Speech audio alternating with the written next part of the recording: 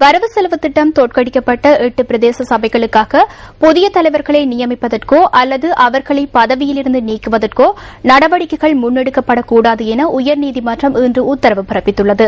வரவு செலவு திட்டம் தோற்கடிக்கப்பட்ட பிரதேச சபைகளின் தலைவர்களினால் தாக்கல் செய்யப்பட்ட 8 அடிப்படை உரிமை மீறல் மனுவை விசாரணைக்கு எடுத்துக் கொண்ட போதே இந்த உத்தரவு பிறப்பிக்கப்பட்டுள்ளது. நீதியரசர்களான சந்திர ஏக்கநாயக்க, சத்யா ஹெட்டியாராச்சி மற்றும் ரோஹிணி மாரசிங்க ஆகிய மூவர் அடங்கிய நீதியரசர்கள் முன்னிலையில் இந்த மனு மீதான விசாரணைகள் இடம்பெற்றன. மாத்தறை, கஸ்பேவ மற்றும் புலத்சிங்கல ஆகிய பிரதேச சபைகளுக்கு நியமிக்கப்பட்ட புதிய தலைவர்கள் எதிர்வரும் மார்ச் மாதம் 31ஆம் தேதி வரை அந்த சபைகளில் கடமையாற்றுவதற்கும் நீதிமன்றம் அனுமதி வழங்கியுள்ளது. ஹோமாகம பிரதேச சபையின் தலைவருக்கு சபை நடவடிக்கைகளை மேற்கொள்ள இதற்கு முன்னர் அனுமதி வழங்கப்பட்டமையினால் அவர் தொடர்ந்தும் அந்த பதவியை வகிக்க முடியும் எனவும் குறிப்பிடப்பட்டுள்ளது.